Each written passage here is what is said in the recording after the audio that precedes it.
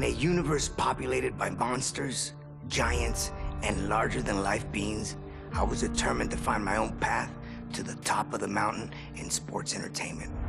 I wasn't gifted with superhuman size or strength, but I did have an insatiable thirst to learn, the physical gifts to take to the air, and an uncle who was more than happy to give me the tools needed to become one of the greatest competitors to ever lace up a pair of boots.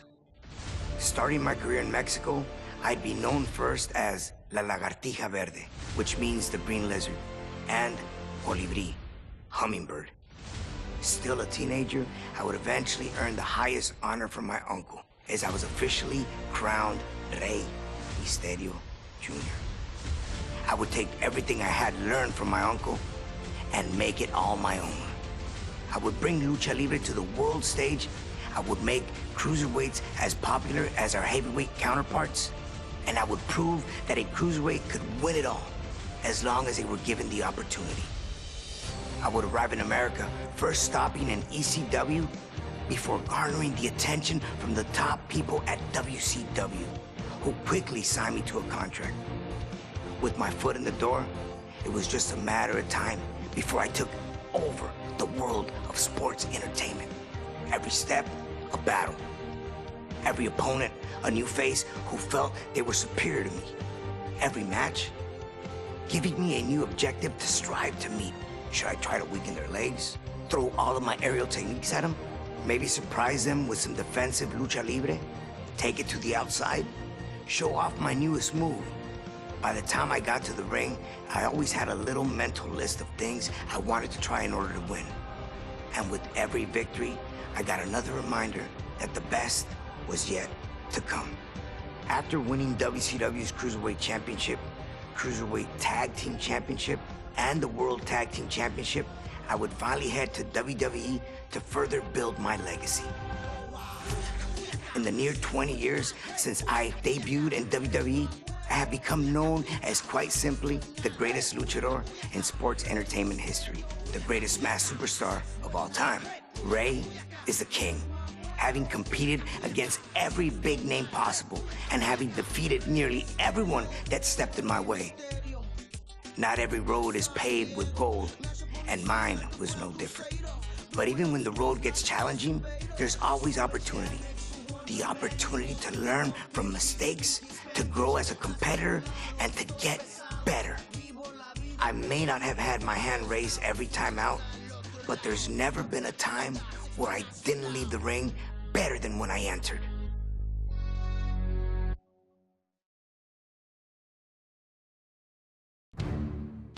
The memories behind the infamous match of Halloween Havoc 1997, which I truly believe is a match that put me on the map.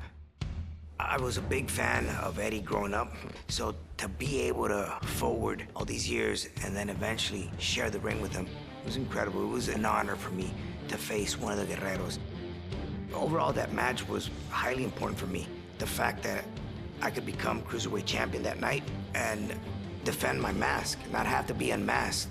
You know, that was something that was really in the back of my mind. I just didn't want to go through that. They were trying to take off every luchador's mask one by one, and I was on the list.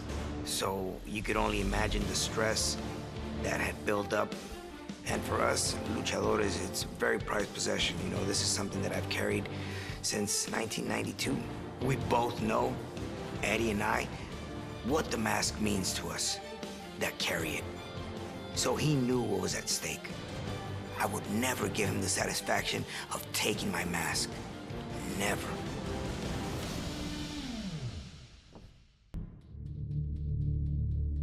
I've sat and watched that match. I actually watched it not too long ago with my son Dominic.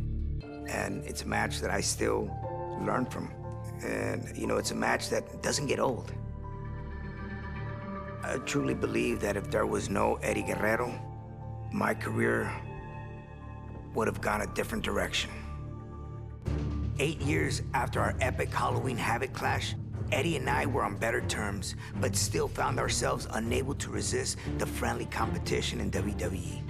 Holding the WWE Tag Team Championships only drove us to wonder who the better man on the team was.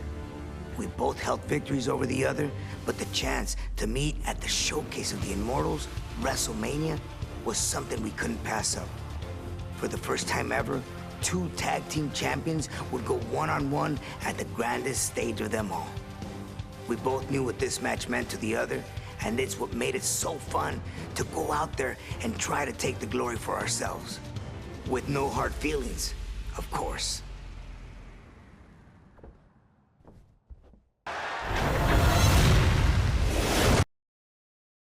Eddie Guerrero has passed away. Eddie was in the prime of his life, 38 years old, the prime of his career.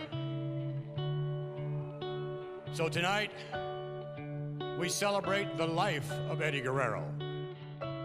The toughest thing about this day was what we were all living, what we were going through. It was hard for us to accept that Eddie was no longer with us. Everyone was hurting. I asked myself, what would Eddie have done? And Eddie was all about the business. Whatever happened, show must go on.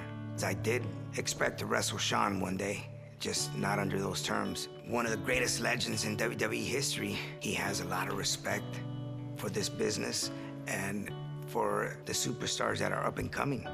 By Shawn Michaels asking me if I had the energy and the courage to have a match against him that night. He didn't have to choose me, but he did because he knew that Eddie would have loved it. That speaks of the type of human being that he is. Losing Eddie was one of the most painful experiences in both my personal and professional life. The WWE Universe came together to pay tribute to one of the most respected and beloved superstars of all time. This was a difficult night for all of the obvious reasons, but we wanted to put on a show that Eddie would be proud of. I found myself in a rare one-on-one match with another living legend, the Heartbreak Kid, Shawn Michaels. Of course, I wanted to win for myself, for my fans, and for Eddie. And while Shawn was also grieving, I knew that he would still give me everything he had, just as Eddie would have wanted.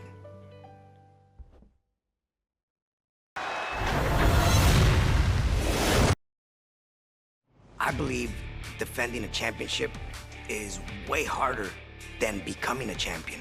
There's always more pressure defending, keeping that title that you work hard to get. Anyone, whoever wants to become champion, they just want to destroy you. They want to take what's yours. And with a guy like JBL, he just wants to destroy you. But he would always nag and put you down. He would step on you and step on you. Amigo! Crush you down and just make you feel this big. Being the smallest superstar in that ring, facing giants in a world of giants, that was my fuel to overcome every time I stepped into the ring with him. I had finally reached the pinnacle of WWE by winning the World Heavyweight Championship at WrestleMania in honor of my good friend, Eddie Guerrero. As a World Heavyweight Champion, I knew I had a target on my back and would face some of my toughest opponents, including John Bradshaw Layfield. JBL always made it very easy to get motivated for a match. His loudmouth, the constant mockery, and his knack for crossing the line to make things personal. He didn't think I was a real champion. He thought I'd just be a stepping stone to his reign as a dual champion. Went into Judgment Day ready to show him that all his bluster and power wasn't enough to stop Rey Mysterio.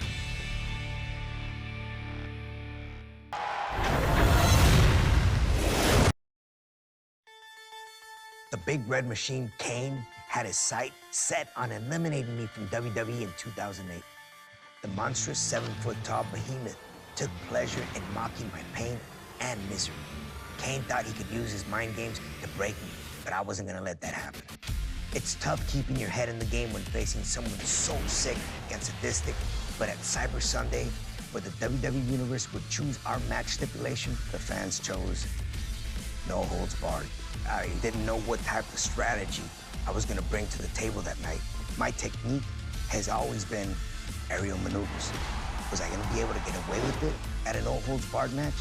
I made a promise to myself that I wasn't going to show fear. How do I take the big man down? Hit him with whatever I got. I was gonna meet him head on, regardless of the match type, and show him that you can't break Rey Mysterio.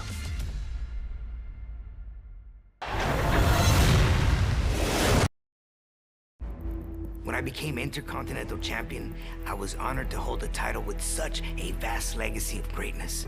I was excited to face new challengers as the landscape was evolving. A brash newcomer named Dolph Ziggler thought he had me figured out and brushed me to the side. My point of view of Dolph Ziggler coming in, I had the utmost respect for him. He was very exciting to watch. He had a style, but with a new spike to it, a new feel to it. I knew Dolph was hungry coming into this match, and he was one of the up-and-coming superstars. But there's a mistake that he made that you never make in this business. Dolph felt like he was already the Intercontinental Champion before our match had even started. So I made sure to teach him a very valuable lesson at the biggest party of the summer.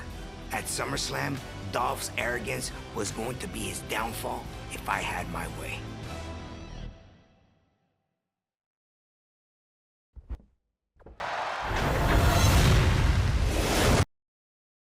That bragging rights for the World Heavyweight title was every man for himself.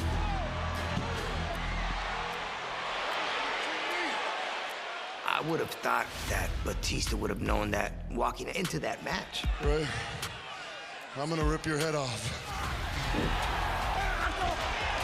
I'm no stranger to betrayal. Throughout my career, I had people that I thought were friends end up turning their backs on me.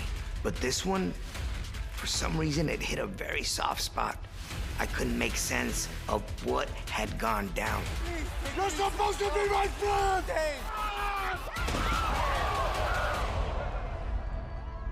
If I would have known that this was gonna interfere in our friendship, I would have never have done what I did.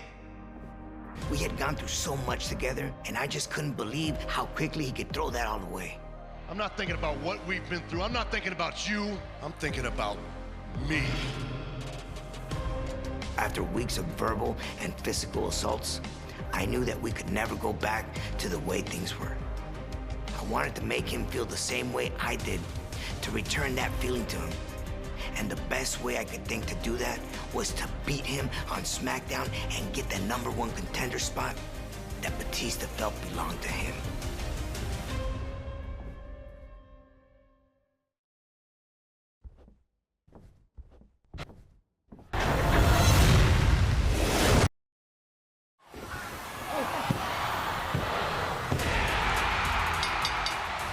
After dealing with Batista, I felt like I was at the top of my career. I was a #1 contender. The Undertaker is unlike any other opponent. Rey Mysterio, your courage unquestionable, but make no mistake about it, I will show you no mercy.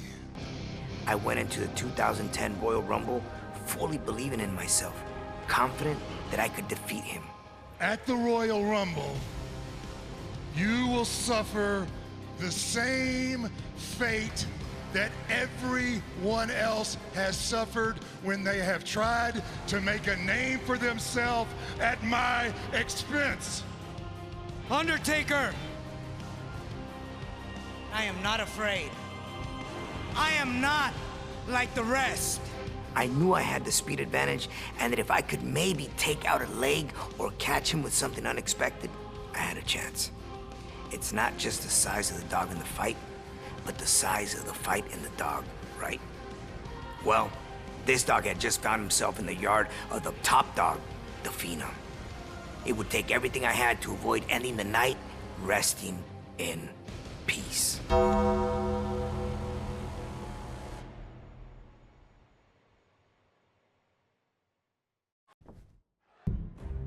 With the WWE Championship controversially vacated in the summer of 2011, I fought and clawed to the finals of the WWE title tournament with my opponent, The Miz.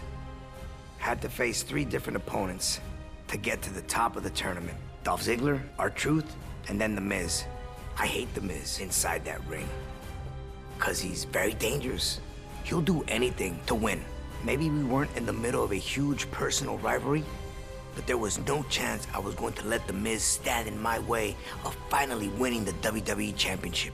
With an opponent as tricky as he is, I had to be ready for anything. Every time you face him, you just don't know what he's gonna come up with to try to steal one from you, which can make the whole pace of the match feel fast and chaotic. But I thrive in that environment, and that night, I was going to use every bit of my experience to get that victory.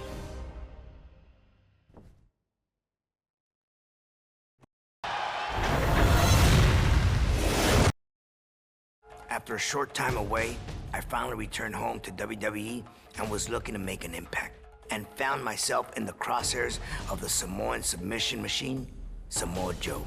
I believe Samoa Joe is very dangerous in many qualities in this game. He's strong, he's fast, his submissions are incredible.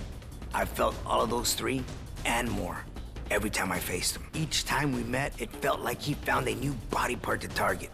Aside from being ruthless, Samoa Joe is one of the most intelligent competitors you will ever see inside of a ring. Samoa Joe is relentless, and I'm man enough to admit that he got the best of me at WrestleMania. If you thought what I did to you at WrestleMania was bad, Ray, tonight will make that pale in comparison.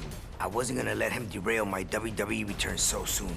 With the chance to battle him again on Raw, I knew that if I could dig deep and avoid his devastating blows, I had a chance, which against Joe is all you can really ask for.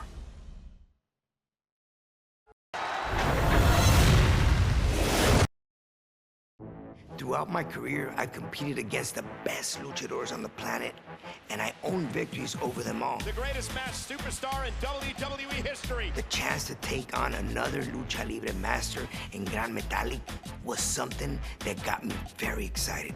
Competing against another luchador, it motivates me. It inspires me to learn from the new generation, and I have something to teach them as well. This guy right here, Gran Metalik, at one time was watching me on TV and said, I want to do that. And look at him now, one of the best. He's the king of the ropes. Metalik loves to fly. It's a different style of high flying. It's a different control. This generation has something new under their sleeve, and you have to respect that. The heritage and culture of Lucha Libre in great hands here. When I had the opportunity to face Gran Metalik, I knew these were deep roots. We were going back to where I began. I was so excited to give the WWE Universe a taste of true Lucha Libre, and knew this was a dream match that they couldn't afford to miss.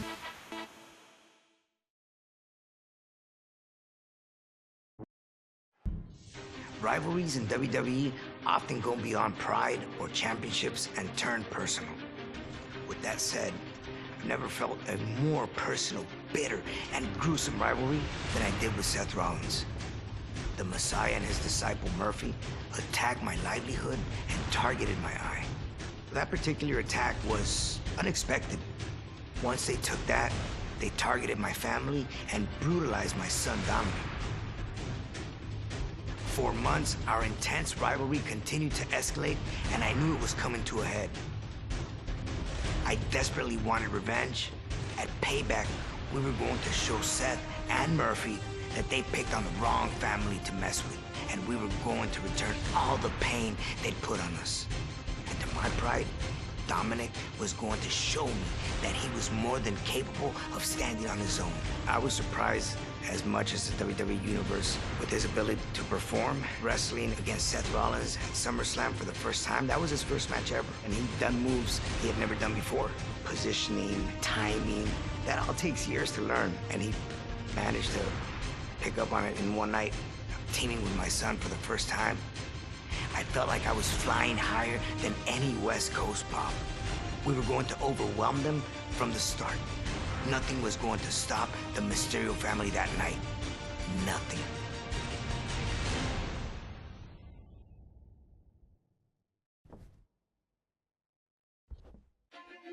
When I first started in this game, there were a lot of doubts about what I'd be able to accomplish.